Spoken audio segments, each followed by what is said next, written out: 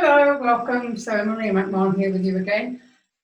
So today I'm going to talk about red flag number 25, which is Prince or Pauper, they financially abuse you.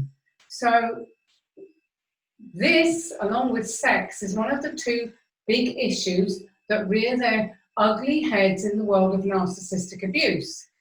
Because a narcissist will financially destroy you.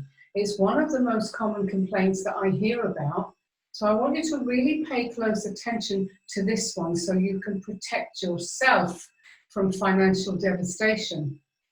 So first of all, let's look at the vulnerable narcissist, who I call the paupers.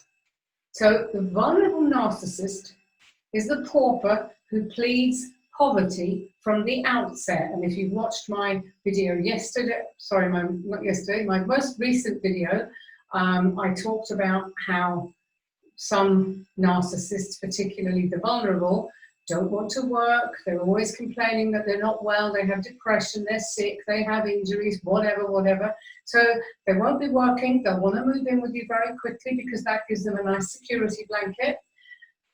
Basically, they're pleading poverty from the outset, and they'll take advantage of you, as I've talked about in the previous video.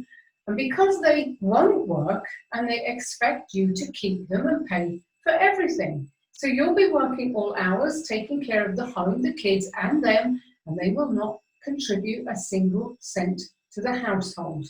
It will be like getting blood from a stone. And they will spend your money as if it's their own, even to the point of bankrupting you. And if you divorce them, they'll try to take you for everything that they can. Now, if you're the primary breadwinner and well off financially, they will spend all your money. And this speaks to their inner core belief that they're entitled to whatever they want, whether it's yours or not, and that includes your money. Because your job in their mind is to bow at the altar of their magnificence and worship at the feet of their every need. They don't care about financially milking you dry, because when they're done, they'll just move on to the next wealthy person they've targeted. And this happens all the time. There are women doing it to men, and there are men doing it to women. Now, another thing that they might say to try and get access to more of your money is they might just say, oh, I just need a loan. It's just a loan, no big deal. This is another ploy that you'll often hear. And because narcissists are such convincing, manipulative liars, they'll convince you that money is coming. Oh, I'll pay you back next week or next month. And they do this a lot.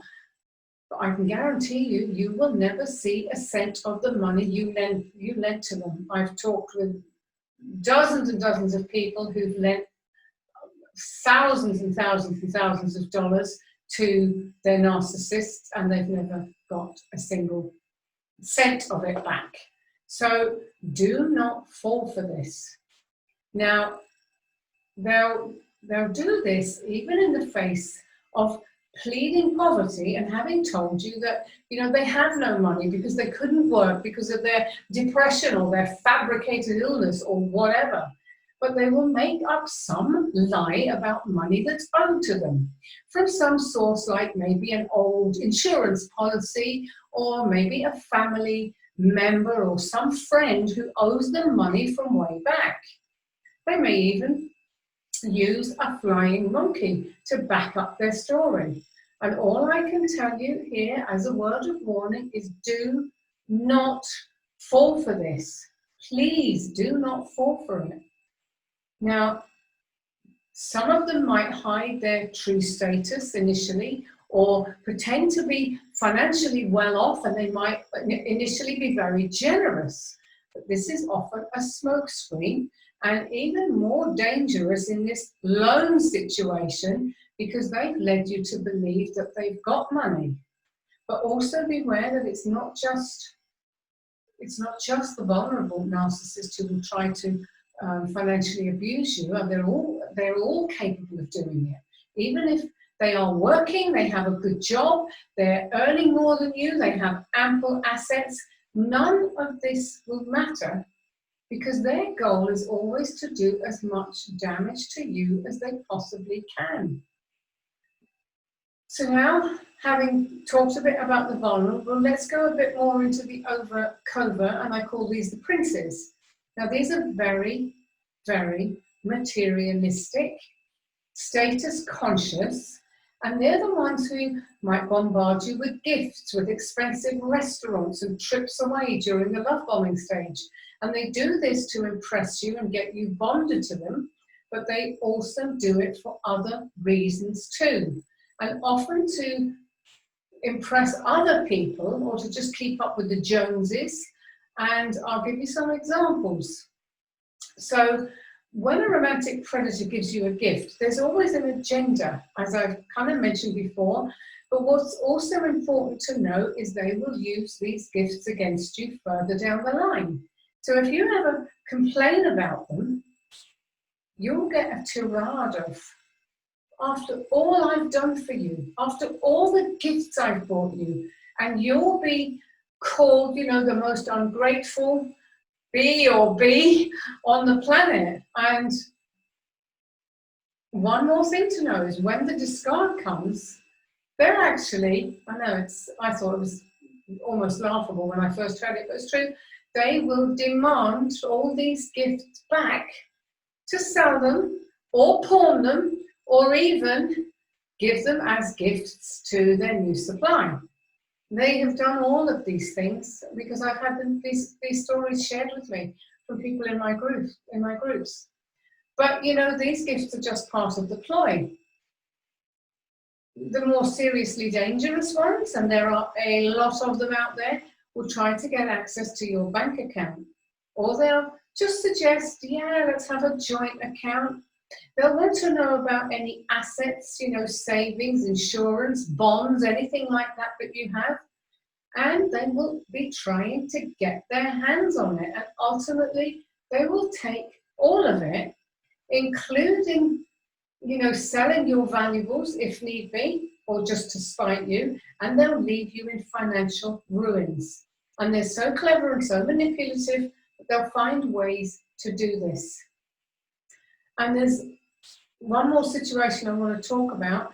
You know, if you stopped work, let's say to have children, and they've encouraged you to stay home, you then become financially dependent on them. And this is particularly difficult. I know it happens to some men, but it tends to typically happen more to women. More women than I care to admit. But you then become stuck in an abusive marriage until the children are grown up. And I'm not advocating that you do that. I'm saying if you're in a relationship like this, find a way to get out. Create an escape plan and do it and stick to it and get out. And I know it's not going to be easy, but it's what you have to do.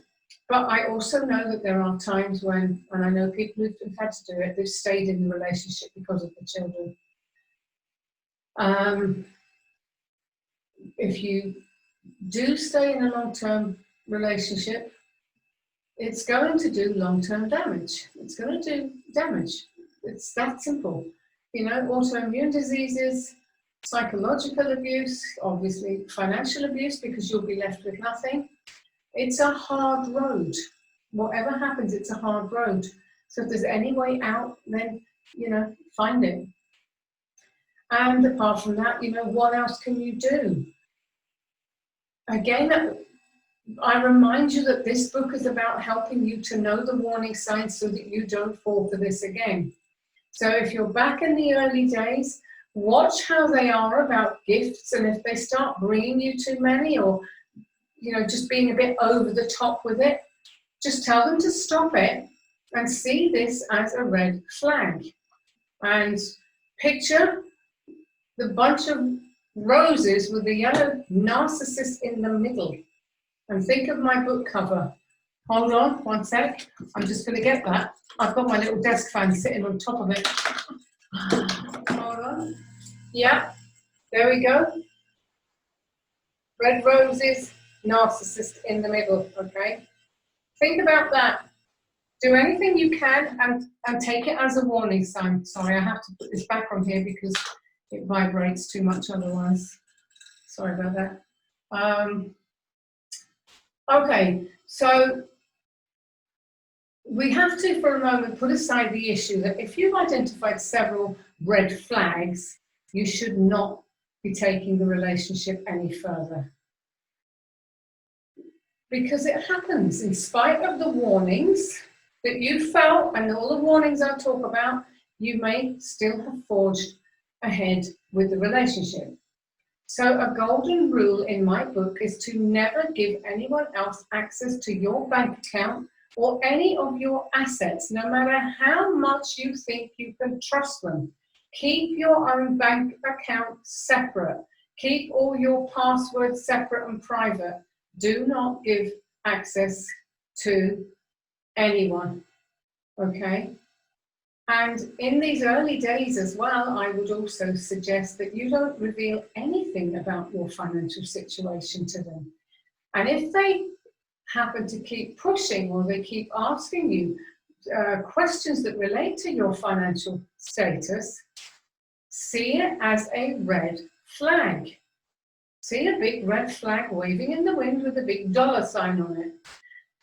And if you're in this relationship for the long term, or you believe it's going to be for the long term, then just be pragmatic. Do something sensible, like you agree to set up a joint account with that person. You pay X amount into it to cover shared expenses, and he or she pays X amount in to cover shared expenses. Do not ever give up your financial independence. I am absolutely adamant that you don't do that, in the same way that I'm absolutely adamant that you do not ever give up your relationship with your family or your friends for a potential partner. These two are just absolutely taboo. Don't do it. Now, no matter how persuasive your partner is, don't do it, because they will try guilt tripping you and trying to use all kinds of tactics to get you to comply. Do not give in. Remember that my book, I keep saying this, but it's because it is, it's about helping you to know the flags to protect yourself in the event that, you know, things go wrong, but ideally to help you not to fall into these traps again. Even in the healthiest of relationships, I still advocate having your own money and your own separate bank account. I was in a relationship with a guy, I lived with him for 14 years, and he was not abusive, he was incredibly generous, but I always kept my own bank account. And we just had, like I just suggested to you, a joint account where we would pay things like the rent, the mortgage, whatever we were paying back then. Fair and square. Even though he was very generous and he always insisted on buying me drinks when we were out. But even in healthy relationships, they can go wrong. Things can go sour, even if it's not a person who's a narcissist. So don't ever leave yourself open or vulnerable to any kind of abuse. Okay? And if you are 100% happy and certain that that person is trustworthy, you know, you can write a will and leave everything to them in your will.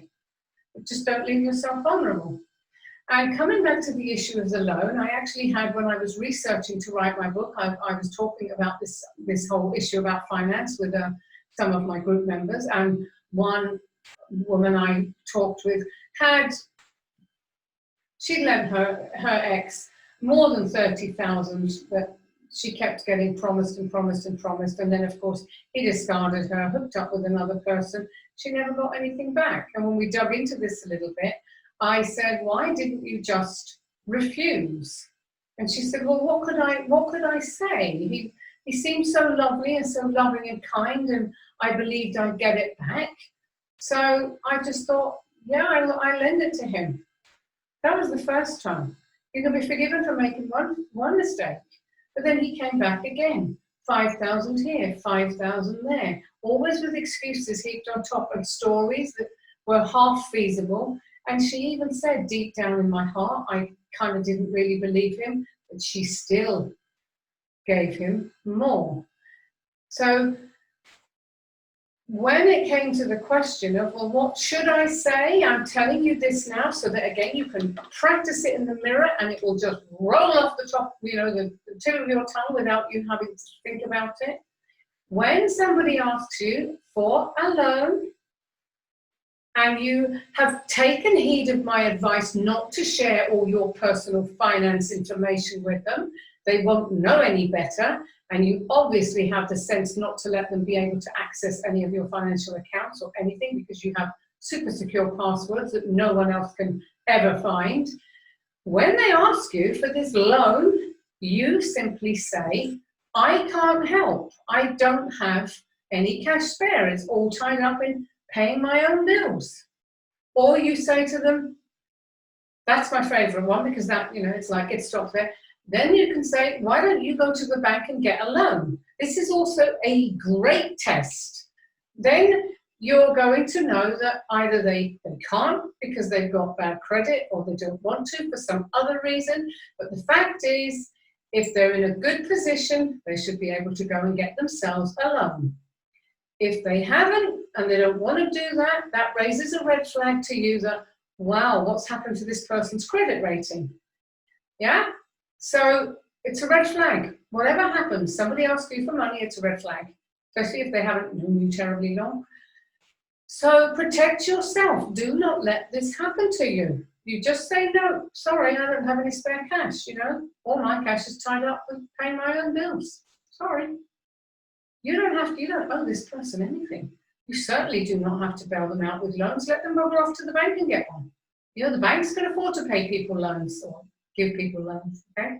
This is how you've got to be thinking. Not, oh, poor him or poor her. Oh, I've got enough. I could help out. I've got that savings sitting there. There's one woman was in my group some time ago, and she'd, I think I talk about this in the book, actually. It's just come to my mind. She had $10,000 life savings, bless her, and she gave it all to her narc to buy a boat because he wanted the boat. And very shortly after, painfully shortly after, he discarded her, and she went on Facebook and saw him out on the boat that she paid for, out with his new supply, and she was absolutely devastated. So just don't do it. Do not put yourself in that position of vulnerability, because against a conniving narcissist, you will lose every time. And you've got to just really be savvy about this. Now, if your partner is a pauper and the victim type, ask yourself, are you prepared to keep carrying this person financially for the rest of your life? And ask yourself, why the hell should you? You've got all the right caring, nurturing instincts, but you're being abused. So it's time you woke up to the fact and did something about it. Because if you don't, they will bleed you dry of every asset you own and every cent you've earned, while systematically abusing you emotionally and psychologically along the way. That's the reality of it. And just quickly just going to touch on the final situation, and that's where you stopped working to have children. Don't ever let yourself get into a position where you become financially dependent on your husband, let's say, or the father of your children, if you can possibly avoid it. Because this can be very, very difficult. If you both want children and you've been persuaded to give up your job or your career, and you believe that your partner would take care of you and the children, and then all of a sudden that goes pear-shaped, and it does all the time. It goes pear-shaped all the time in relationships, particularly in my men's group, because I tend to have a younger demographic in my men's group, and so many of these guys are struggling because they have young children who still need their father's care, but they are living in a nightmare world of court battles and custody battles, trying to get access to their children. It's horrendous. And also, what happens in that case, if you're a guy watching, because typically there's a lot of favoritism in favor of women that goes on. This is historical and it's a big subject. I won't cover it here, but I'm aware of it, that courts can tend to side with women over men in any kind of a child custody case. Men have to go to great lengths to prove that this person is abusive and is a neglectful mother. But what the mothers also tend to do is then basically take the father of the children to the cleaners financially, while still trying to deny as much access as possible, while still trying to make his life hell. So it's not good. So it's, you know, whichever way you look at it, getting involved with a narcissist is going to be awful. So if you're a woman, and you know, even if you're a guy, I think it's really important that you have a nest egg, a savings nest egg, that that person knows nothing about, so that you have that, you know, frittered away just in case that you need to fall back on it, till you get back on your feet, till you get yourself back to normal. You know, I always say to women things like, you know, if you can get a job that gives good maternity leave, that's great. Or can you do some kind of part-time work just to tide, you know, just to keep you going? Or can you do some kind of work from home? Because all of these things could be a lifesaver when the discard crash comes, you know. Having children with a narcissist will not suddenly make them grow a conscience where they agree to start paying child support and they start behaving fairly and doing everything that's right for the children. Narcissists do not do that. They do not care, and they will often not do this even when they are court mandated to do so. They will not comply. You'll have to go back and get, it just goes on and on and on. So this is a particular area I get very, very passionate about, because abusing somebody financially is one of the worst things you can do, because you leave someone in a situation where they are penniless, homeless. They've had their children taken away. I've got people in my groups who've had to sleep in their car. They've literally been made homeless. And I don't want to see anyone ever in that situation if, just by providing some savvy advice to them earlier on, they could have avoided that. So always protect number one, and protect your finances above everything else, okay? Because at least if you have finances intact and you need to escape, you can. You have the means to get out, find somewhere else to live. You're not trapped. So that's all for this one. Thank you very much for watching, and I will be back again soon with more red flags, and I think that was 25, so we're halfway through. I've still got quite a number of red flags to get through. Thank you very much for watching, and I hope to see you again soon. Bye. So thank you very much for watching. I hope you found that flag useful to know about. So my name's Maria McMahon. I'm a clinical NLP hypnotherapist, and I help women and men who are trying to overcome narcissistic abuse. I have 2 Facebook groups. One is for guys, it's private group, guys only. One is for women, also private group, women only. So what I'll do is I'll put a link below the video, some links about how you'd like, if you wanted to connect with me, how you'll be able to connect with me. I'll also put a link to the book, which is currently on Amazon for just 99 cents, so it's pretty cheap. Now, if you found this video helpful, please like and comment and subscribe, and come back soon for more red flags, because every Monday, Wednesday and Thursday I'll be posting until I get through all the 50. Okay, so thank you very much again, and I will see you soon. Bye for now.